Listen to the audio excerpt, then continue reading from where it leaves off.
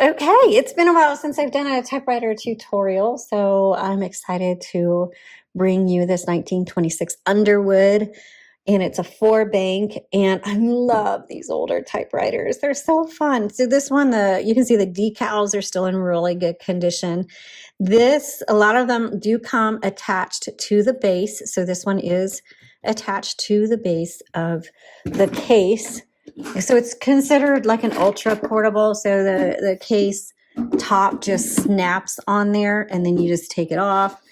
The typewriter stays on the case unless you can detach it, but you kind of need, you'll have to get a flashlight and look and see how it's attached, and you'll need probably a special little, I'm not a tool person, so you'll probably know if you're into tools, you'll know what you need to do it.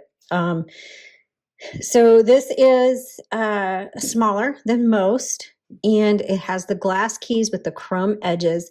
Great for petite hands.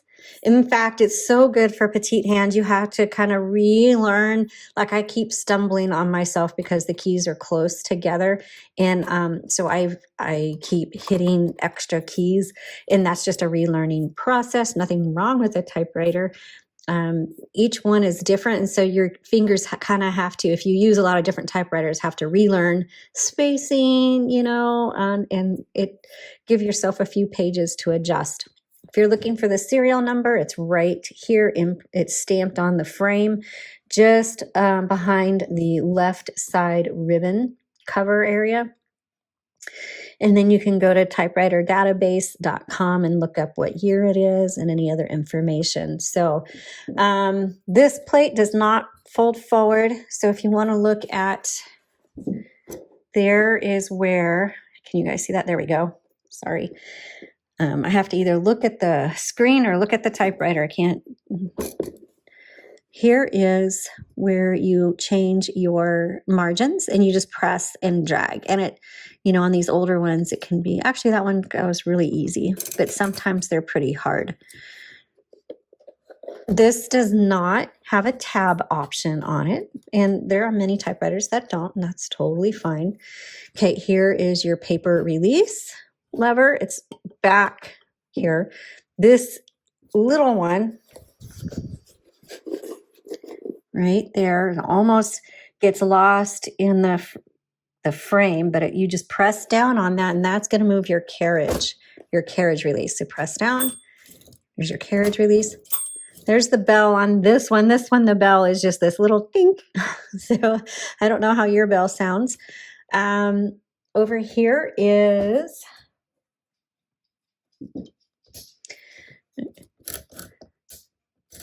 hold on, single. There we go. There's single spacing, double spacing. So it is, let me lift it up again. Oh, right there. Can you see that? It may not be in focus, but that is where your line selector is. Your color selector is right here behind the right ribbon holder. And you have the black, a white, and a red. The white is a stencil setting. You will probably never ever need to use that, but if it happens to get bumped over there, it's not going to type properly. And so there's two things you need to check if you have trouble typing. One is make sure that this didn't get bumped over to the white, and so make sure it's fully on the black or the red. And the other is you may need to reverse the direction of your ribbon, because once you get to the end of the spool, it's not the end of the ink on the ribbon. You have to reverse the direction, and you do that right here. Okay. Now this looks like universal ribbon spools, but I am not certain that a universal ribbon will fit. It might, but you have to unscrew the top. Okay, so don't lose this piece.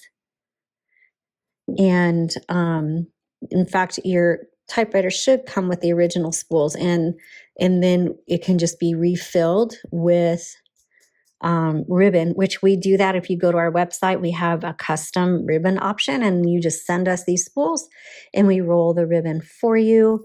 And then you just pop it back in here, and I will link to a video that shows you how to change out the ribbon. Rob is much much better at that than I am. And so I will let him do a video on that. But all that to say, I will say this, that black is on top. Oh, see, look how messy it is. Very messy. Black is on top, red is on bottom, and then you don't want to screw these caps too tight, because if you do, it won't turn the ribbon and then you'll have problems. So, and you don't want it too loose either. So each typewriter, you're just going to have to work with it until you figure out what's best. That's a lot of ink, so I just have to wipe it on this paper here. So right now it's going this direction, and then if I switch that, it should be going this direction. Yep. So you want to be able to make sure that that spool can turn, but not too loose that it's like gonna just flop around or whatever. Nice thing is it's kind of got it's kind of nice and snug in there. Okay, let's go down to here. Here's your keys. These are glass keys with chrome accents on the edges. I love them because your fingers just kind of snuggle right in there with the keys, and it just makes it so much fun to type. They just like little what am I trying to say, little snuggles for each finger. I love it. It feels so fun. And so you have your backspace here. Remember, backspace does not erase, it just backspaces. And behind the backspace key is a little button, and it's right there, and that's your margin release. So when you get to the end of the margins that you set, so that's the end of my margin, and maybe you're in the middle of your word, you can hit that.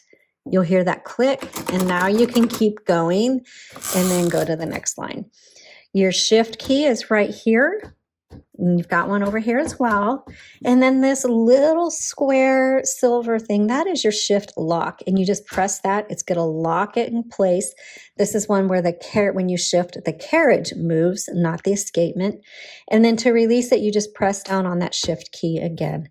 So that is the basics of how to use your Underwood 4-bank. This is really a terrific machine if it's been taken care of, and it's a black gloss finish, so you're going to want to keep it polished, keep a cover on it. If you still have the top of your typewriter, if you're not using it, I would put that back on there. But if you want to display it, that's fine. Just make sure you dust it regularly, and maybe look at some of our tips on how to clean the keys or whatever in general maintenance.